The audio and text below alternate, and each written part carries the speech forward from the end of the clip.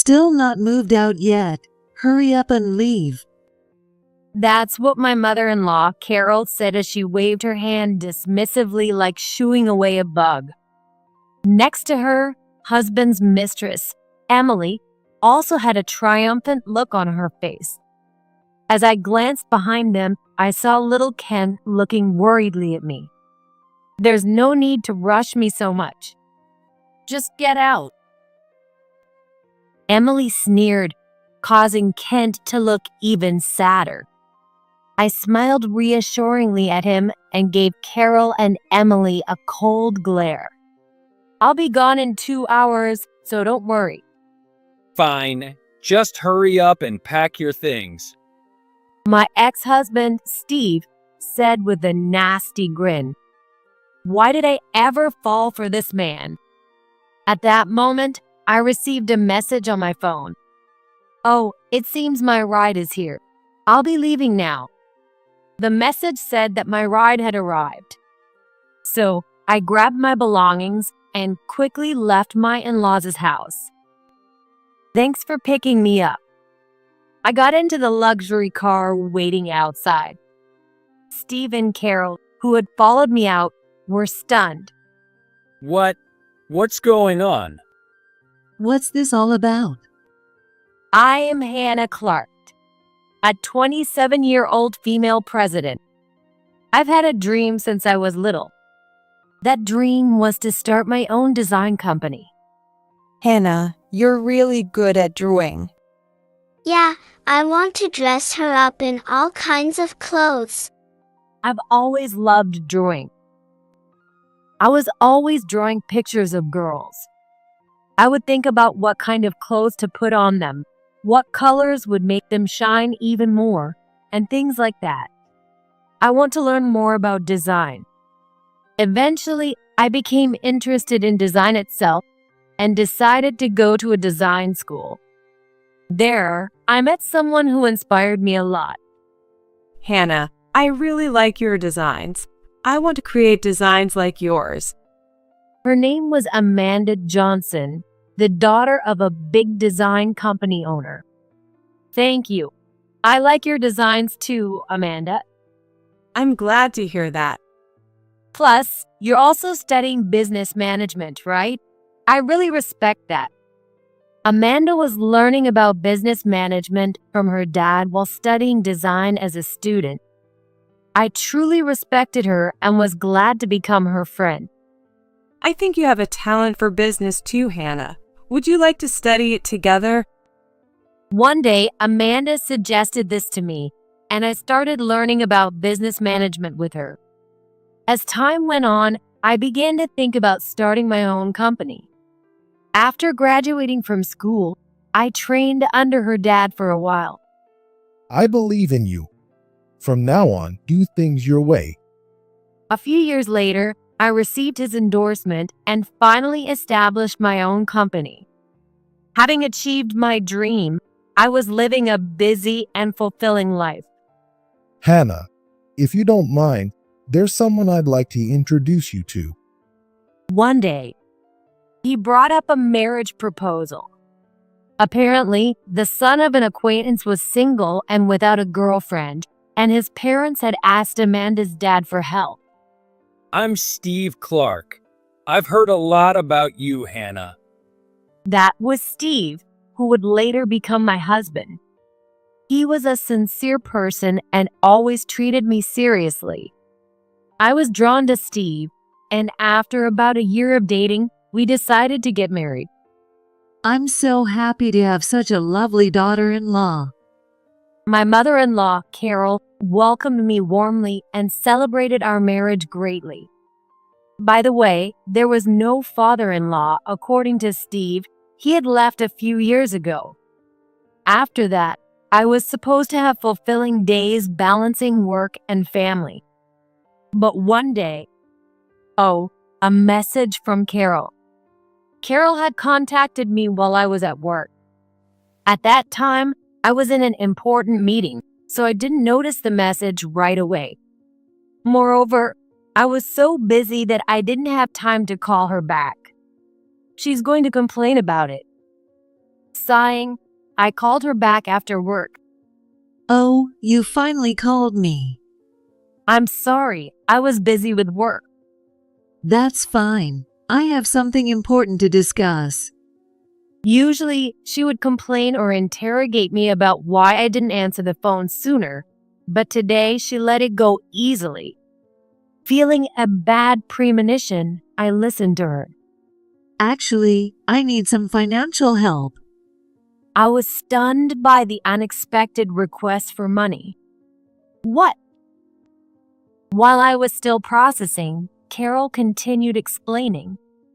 Apparently, Emily, who was Steve's sister, had returned home after her divorce.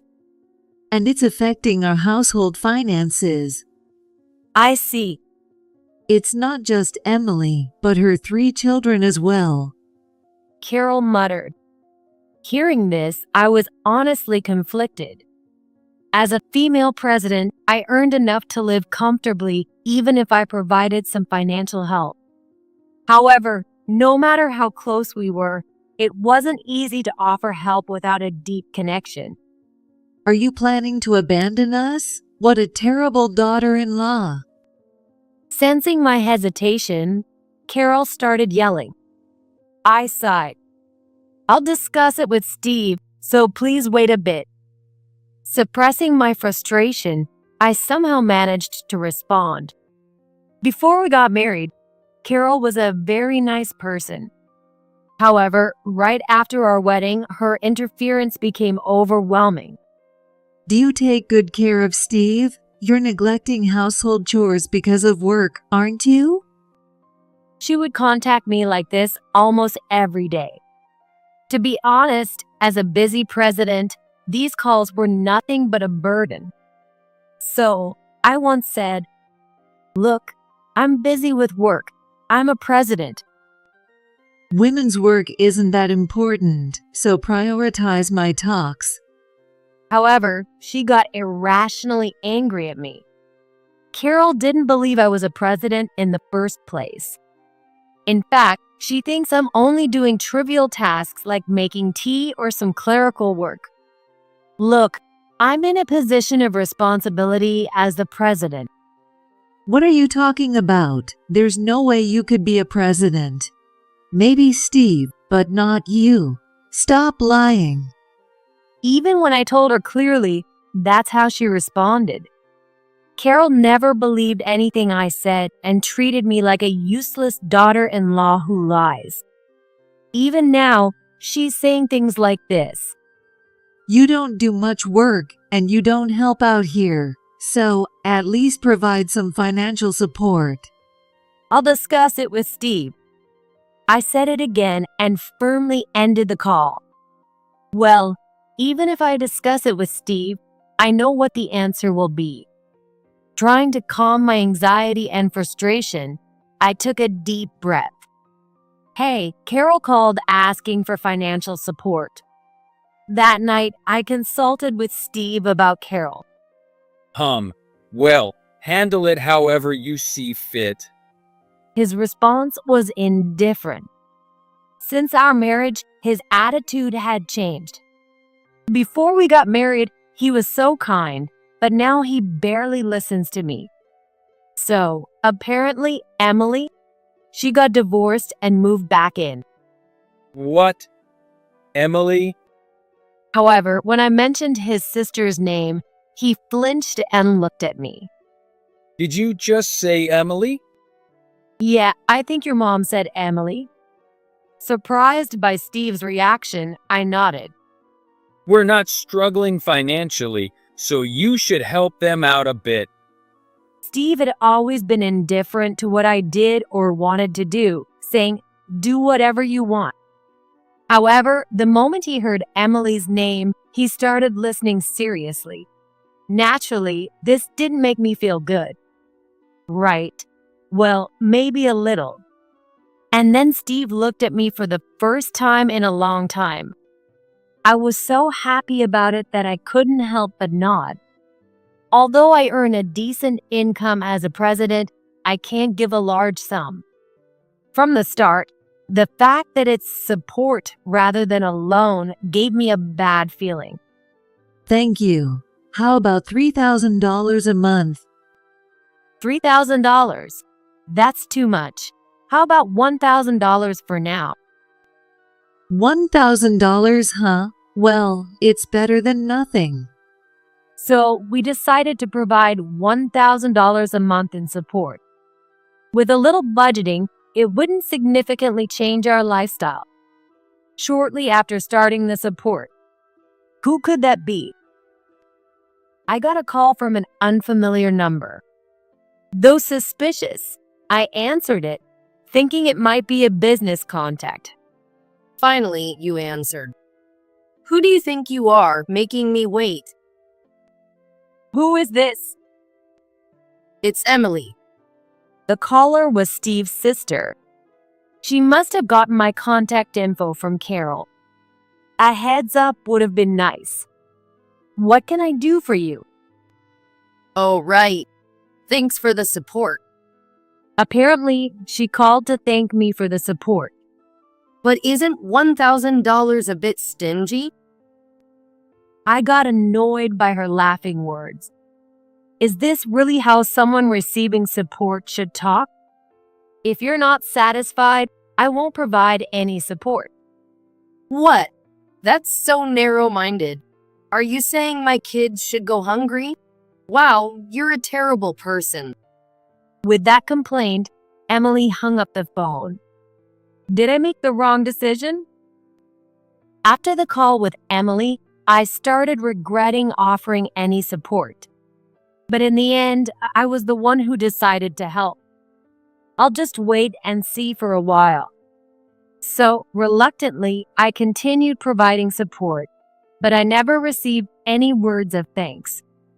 Hannah, let's move in with my mom and live together. What? Why are you saying this all of a sudden? One day, Steve suddenly suggested we move in with his family. Apparently, Carol had hurt her back, and he wanted us to live with her to help out. Isn't Emily there? She's already moved back in with her. Emily is busy raising her kids. She can't take care of mom on top of that. Steve argued back in response to my words. We discussed it multiple times, but neither of us would budge. I'm fed up with you, so I'm taking drastic measures. In the end, Steve sold the house we were living in, claiming it was in his name, and sent our belongings to his parents' house. As a result, we had no choice but to move in. Get to work quickly. Yeah, since you're freeloading, you should be useful to us. Carol and Emily started treating me like a servant. At home, they would order me around, clean our rooms, or cook what we want to eat. If I worked late, they would whisper about me like this. What is she doing so late at night?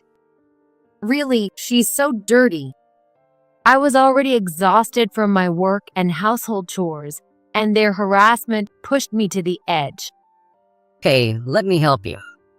It was Kent, Emily's eldest son, who came to my helper. He secretly helped me without Emily or Carol noticing. Why are you helping me? Actually, He reluctantly told me the truth. my dad's name is Steve Clark. Steve? My husband? Yes.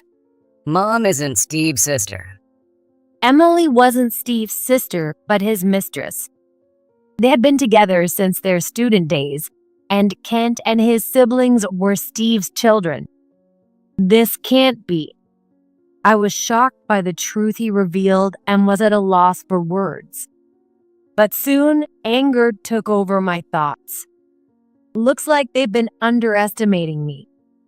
I never forgive them. So I started taking action immediately. After making thorough preparations, I handed Steve the divorce papers. Steve, I want to divorce you. What? Why so sudden? I know about your relationship with Emily and children. When I said that, Steve looked annoyed. The fact that he didn't bother to make excuses showed he probably didn't have any feelings for me. Oh, that's great. We don't need such a useless wife anyway.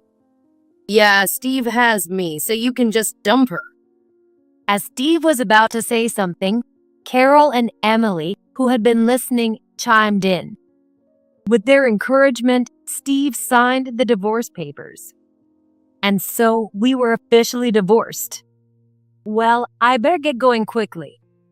While filing the divorce papers, I contacted someone to arrange my departure from the in-laws' house. I had prepared in advance, so I was ready to leave that day. Therefore, I decided to leave immediately. Carol watched me with a smug smile. Still not moved out yet? Hurry up and leave. She said, waving her hand dismissively like shooing away a bug. Next to her, Emily also had a triumphant look on her face. As I glanced behind them, I saw Kent looking worriedly at me. There's no need to rush me so much. Just get out. Emily sneered, making Kent look even sadder. I smiled reassuringly at him and gave Carol and Emily a cold glare. I'll be gone in 2 hours, so don't worry. Fine, just hurry up and pack your things. Steve, who was now my ex-husband, said with a nasty grin. Why did I ever fall for this man? At that moment, I received a message on my phone. Oh, it seems my ride is here. I'll be leaving now. The message said that my ride had arrived. So I grabbed my belongings and quickly left the in-laws' house. Thanks for picking me up. I got into the luxury car waiting outside. Steve and Carol, who had followed me out, were stunned. What? What's going on? What's this all about? Ignoring their surprise, the car drove off. That must have been tough. The driver, my friend Amanda, said while driving. I had been venting to her under the guise of seeking advice. Just leave that family behind. She had told me before, and when I informed her that I had filed for divorce, she immediately came to pick me up. Considering it usually takes 2 hours to get here, she must have been waiting nearby. Now, it's time to show them, Hannah. Let's make them regret it. Yeah, I'll show them. She was even angrier at Steve's actions than I was. I was grateful for my friend's support and discussed my future plans with her. For now, can I stay with you as planned? Well, of course. I was going to stay at her place for a while. Amanda's house was much bigger than the one I had shared with Steve and his family. So it wouldn't be a problem for me to stay there. Wow, Amanda's house is really big. Standing in front of her house, I realized that even though I was a president myself, a family that has been running a business for generations was on a different level. It was a mansion that made me feel that way. Are you Hannah Clark? While I was thinking that, a man approached me. Let me introduce you. This is Tom Brown. He's a relative of mine. He was a lawyer and a relative of Amanda. He was going to help me with various matters, including claiming alimony. I've heard great things about you from Amanda. I'm looking forward to working with you. Yes, leave it to me. We will definitely win. His confident nod made me smile. Then we immediately got to work. First, we filed a claim for alimony against Steve and Emily. We also planned to sue Carol for all the mistreatment and verbal abuse she had subjected me to. We have enough evidence. Saying this, I handed him the evidence. In fact, this evidence had been gathered by a certain individual. This amount of evidence is more than sufficient. Thanks to this, I was able to successfully sue them. Shortly after, You're kidding me, right? I got a call from Steve on my cell phone. Quite a greeting. I'm not kidding at all. I received a lawsuit. What the hell is this? What do you mean, what? It's exactly what it looks like. You cheated on me. Did he really think he could get a divorce without any consequences? I smiled at Steve over the phone. Don't worry, I'll make sure you take responsibility. With that, I could tell Steve was at a loss for words on the other end. Are you serious? Of course I'm serious. Don't think you can get away with underestimating me. I told Steve, who seemed incredulous, and hung up the phone. Their nightmare was just beginning. I would make sure they paid for what they did. How could you do this to us? The day after Steve's call, I got a call from Carol. Sending that to us. What are you trying to say? It seemed she had seen the copies of the evidence I sent along with the alimony claim. The evidence was footage showing Carol clearly harassing me. It was enough proof for a lawsuit and was obviously taken by a third party. There's no way it could have been filmed like that. It's obviously fabricated. I didn't film it myself. I calmly explained to Carol, who was shouting. In reality, I had no time to record such footage. Then who did? As Carol muttered, I handed my phone to the person next to me. I filmed it. What? Ken? As soon as Kent spoke, Emily started yelling on the other end of the line. It seemed she was with Carol. Why are you there? In fact, Kent had brought his younger siblings to this house. And as Emily started yelling, not knowing anything, he calmly began to explain. If we stayed in that house, we'd all be ruined. Kent mentioned that Emily seemed lively when harassing me. I'm embarrassed to have such a mom. How dare you talk to your mom like that? Emily started yelling again, and Kent sighed. Then he handed the phone back to me. I don't want to talk anymore. That's the situation, so please leave them to us. With that, I ended the call. Then I turned to Kent. What will you do now? I don't know yet. But any place is better than there. Kent said firmly. Until I moved in with the in-laws, they had been neglected. Emily went out every day, coming home late at night. She would sleep all day and basically never take care of them. Grandma loves us because we're her grandkids, but she doesn't let us do anything. Carol, on the other hand, treated Kent and his siblings like helpless children. Not only did she not let them do anything dangerous, but she didn't let them do anything at all. If they tried to study, she would say, You're a boy. Go play outside. but if they tried to play outside with his friends, she would stop them.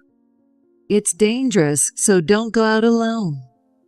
Days of contradictions from Carol left the kids frustrated. Feeling sorry for them, I discussed it with Amanda and brought them to her house. Then let's live together in this house for a while. Kent smiled and nodded at my words. We reported and consulted about Kent and his siblings with Child Protective Services. As a result, custody was taken away from Emily. In that case, we'll take care of them. Amanda's dad offered it. Although Amanda had studied business, she chose not to inherit her dad's company. I'm going to pursue my own path. Now, she works for a small design company. Therefore, her dad wanted to raise Kent as his successor. If I'm okay with it. Kent responded positively. I trusted and respected Amanda's dad. I could trust him to take care of Kent and his siblings. Of course, I'll help too. Amanda was also enthusiastic. Now I can destroy that house without any regrets. One day, as I was thinking about this, You've ruined everything. Steve showed up at my office. He claimed it was terrible to take Emily's kids away from her. He probably thought I had leaked unnecessary information to his company. It seemed he came to complain about that. Because of you, I can't stay at my company anymore. Steve was trying to shift the blame onto me. Sighing in exasperation, I decided to explain everything in detail. Do you think I don't know anything?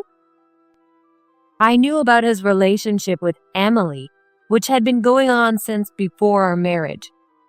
And I knew he had approached me with the intent to deceive me for my wealth.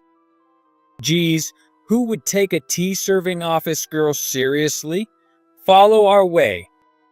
Steve said that to me. While I knew Carol had always thought this, I was surprised Steve did too. You're totally mistaken. I'm not an employee doing errands, But my mom said so. he muttered, and I sighed. In case you forgot, I am the president of this company. When I said this, he looked dumbfounded. He should have been informed by Amanda's dad when he introduced us. That's a lie. There's no way you earn more than me. Suddenly, Steve grabbed my arm. Let me go.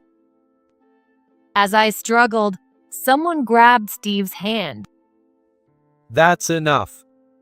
I looked up and saw Tom, the lawyer who had been helping me.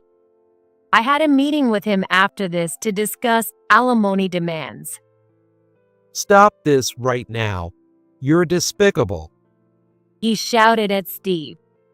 Taking advantage of Steve's hesitation, I shook off his arm that was holding me. What's going on here? Eventually, the police, called by someone else, arrived and took Steve away. Tom glared at Steve as he was led away. It's okay now. Tom gently smiled at me after seeing the whole ordeal. I couldn't help but feel a flutter of affection for him. Steve and Emily were eventually forced to pay alimony.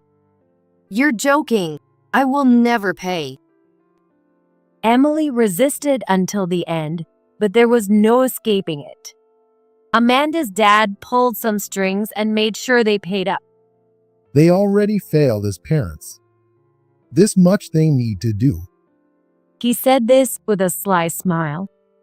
I had known him to be a shrewd businessman since my training under him.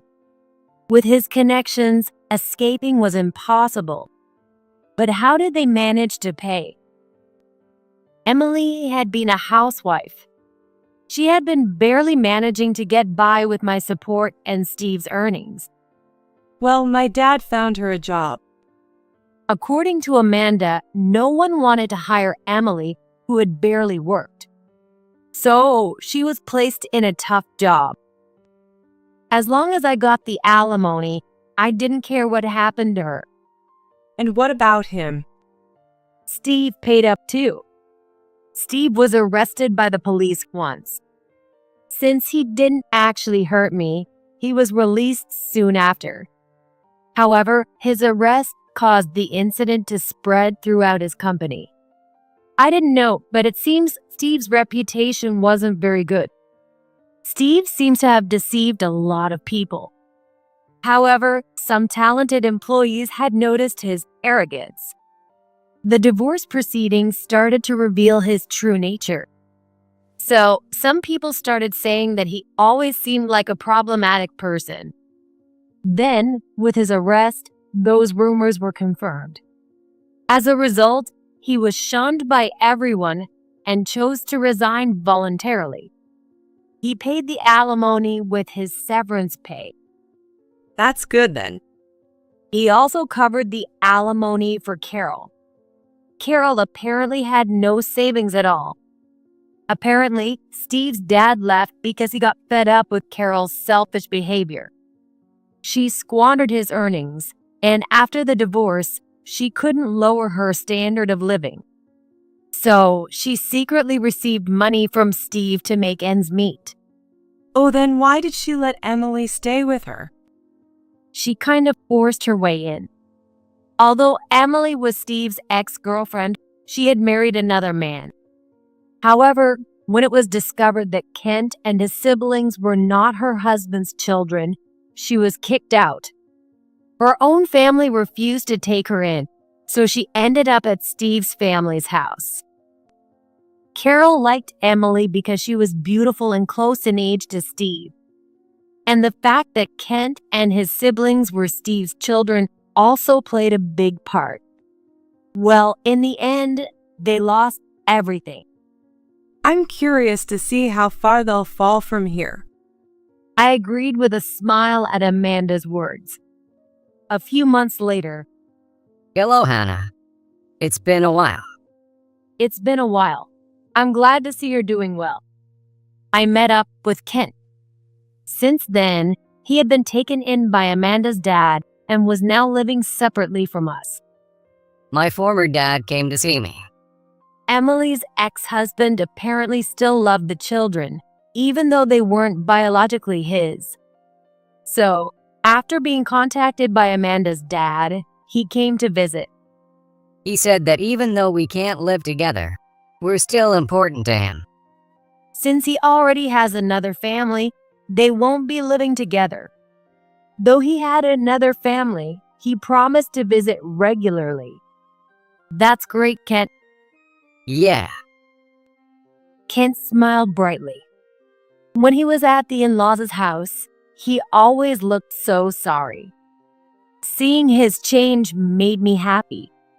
It's all thanks to you, Hannah. I have this life now. Thank you. I responded to his words with a smile. You're welcome. Amanda, who was watching us, also smiled gently. Initially, Amanda had said, I'll take those kids in. but she was single. Even with a decent income, taking in someone else's children comes with many challenges. That's why Amanda's dad decided to take them in. I want to become a great successor. Kent respects his foster father.